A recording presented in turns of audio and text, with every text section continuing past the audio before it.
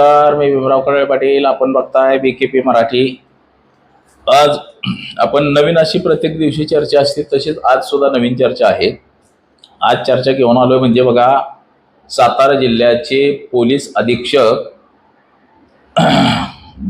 तुषार दोशी यांना निलंबित करा असे आदेश विधान परिषदेच्या उपसभापती नीलमताई गोरे यांनी काढलेले आहेत.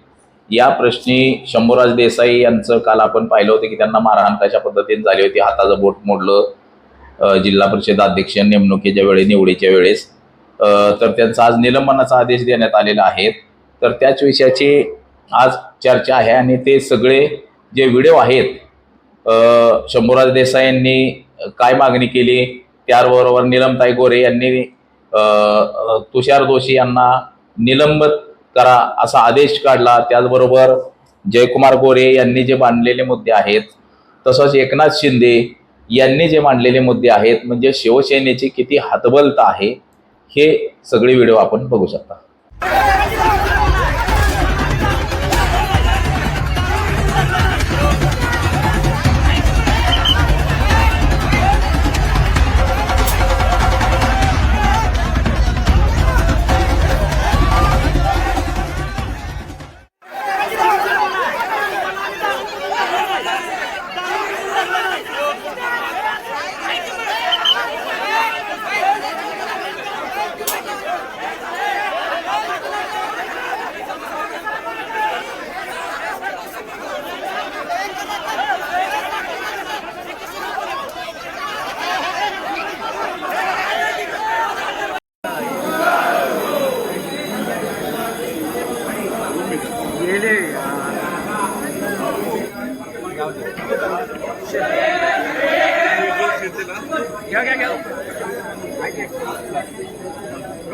ते मांडवे म्हणतायत आणि पालकमंत्री आहेत.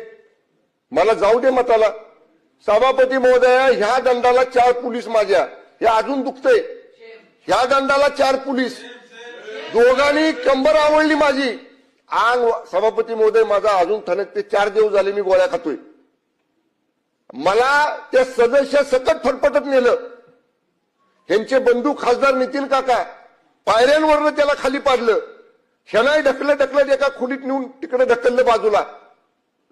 सभापती महोदय, काय 100 पोलीस साध्या वेशातले 4थ्या माळ्यावर, म्हणजे ही मोगलाई आहे का? आम्ही मंत्री आहोत, आमदार आहोत, 4 लाख लोकांच्यातनं निवडून आलेले. एवढा माजुरीपणा केला.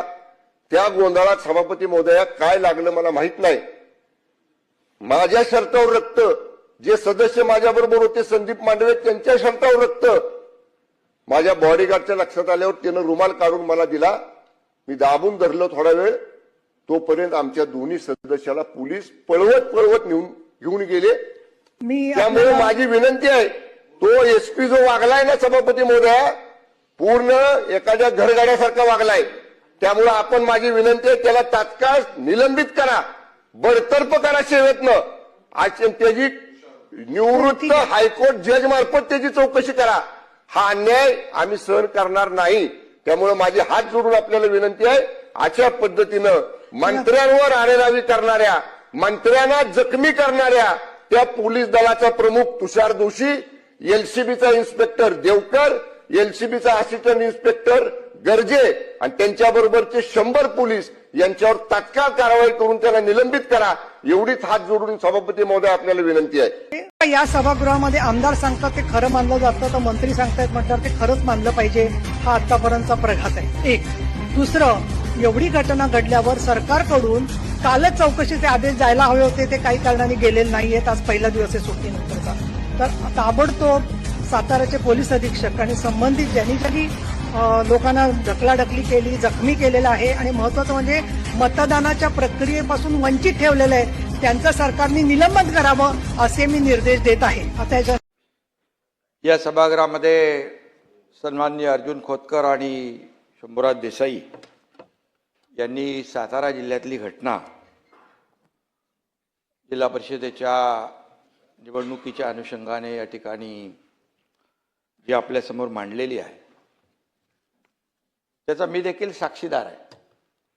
कारण ही निवडणूक प्रक्रिया जेव्हा सुरू झाली नव्हे, जेव्हा याची तारीख जाहीर झाली त्यावेळेस मला शंभूराज देसाई यांनी फोन केला होता.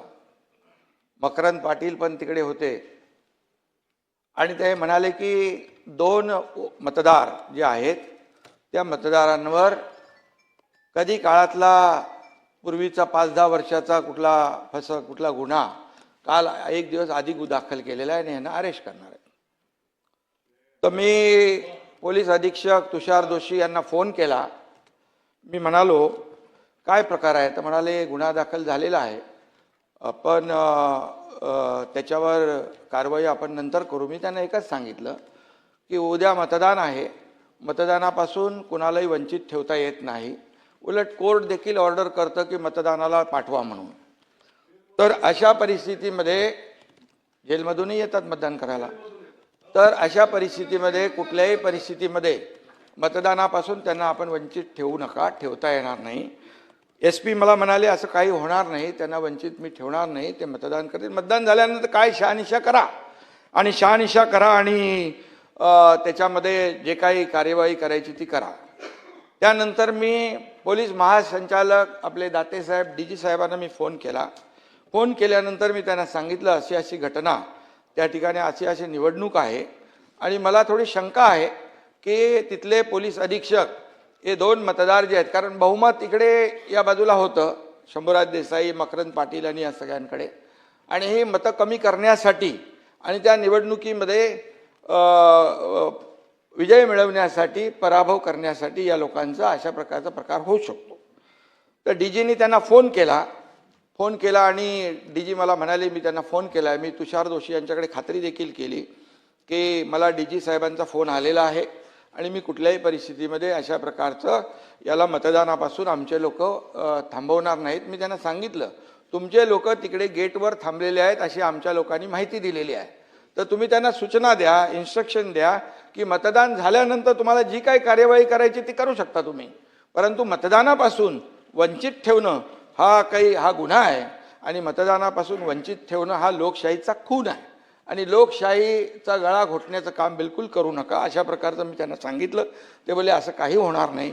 परंतु त्यानंतर मीडियामध्ये देखील मी पाहिलं, शंभूराज देसाईंनी स्वतः सांगितलं, म्हणजे मंत्री का गेले तिथे? कारण त्यांना माहीत होतं तिथे त्यांना अडवतील म्हणून त्यांनी पण त्या आपल्या याच्या सीमा जी आहे बाहेर होते, त्या गेटच्या बाहेरपर्यंत त्यांना गेल्यानंतर मंत्री बघितले नाहीत, पदाधिकारी बघितले नाही, कोणी बघितले नाही, जसे आमदार बघितले नाही, असे आरोपीला जो असं पकडतात तसं पकडून घेऊन गेले. आणि त्या ठिकाणी घेऊन गेल्यानंतर ते 2 लोक, बरं ते 2च कसे काय मग मतदार त्यांनी पकडले? 2च मतदार जे आहेत ते त्यांना घेऊन गेले आणि त्यांना निवडणूक, मी पुन्हा फोन केला त्यांना DGना. DG म्हणाले असं होणार नाही. मी बोला होणार काय नाही, निवडणूक पूर्णपणे पार पडते तिकडे, निवडणूक पार पडल्यानंतर तुम्ही त्यांना सोडून काय उपयोग आहे? आणि मग निवडणूक पार पडली आणि त्यानंतर या सगळ्या, परंतु जी परिस्थिती निर्माण झाली महाराष्ट्राच्या इतिहासामध्ये अशा प्रकारची परिस्थिती पहिल्यांदा आपण पाहिलेली आहे. कारण कुठल्याही परिस्थितीमध्ये अशा प्रकारची परिस्थिती मतदानापासून वंचित ठेवणं हे आतापर्यंत इतिहासामध्ये पहिल्यांदा आहे. आणि त्यामुळे मला जे माहिती होतं ते, आणि मी त्यांना फोन केले होते म्हणून मी तुमच्या निदर्शनास मी आणू. अध्यक्ष महोदय, सन्माननीय उपमुख्यमंत्र्यांनी जी वस्तुस्थिती सांगितलेली आहे त्या वस्तुस्थितीच्या आधारावर या संपूर्ण प्रकरणाची योग्य ती चौकशी केली जाईल आणि चौकशीच्या मध्ये जे काही निष्पन्न होईल त्यानुसार त्याच्यावर कारवाई केली जाईल. ठीक, चला. पाहिले हे कसे व्हिडिओ आहेत की नीलमताई गोरे यांनी आदेश दिले परंतु त्याला कडाडून विरोध असा जयकुमार गोरेंनी केलेला आहे.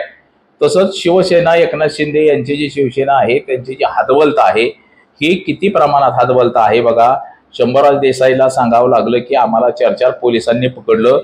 एक जिल्ह्याचा पालकमंत्र्याला जर 4 पोलिस जर पकडत असतील आणि मारहाण करत असतील तर ही दुर्दैवी घटना आहे. तसंच जे पोलीस अधीक्षक आहेत तुषार दोशी यांनी कुणाच्या सांगण्यावरून पालकमंत्री जे आहेत शंभूराज देसाई यांना पकडलं, यांच्या गटाचा जिल्हा परिषद अध्यक्ष होऊ दिला नाही, हे सुद्धा आपण सगळ्यांना माहिती आहे. म्हणजे शिवसेनेचं एकंदरीत गाडा आता भरलेला आहे आणि भारतीय जनता पक्ष त्यांचा कशा पद्धतीनं काटा काढण्याचा प्रयत्न करतोय हे देखील या व्हिडिओमधून आपल्याला दिसलेलं आहे. तर आज एवढंच. माझा सहकारी कॅमेरामन अनिकेत समी, विमराव काळे पाटील, BKP मराठी, इंदापूर, पुणे.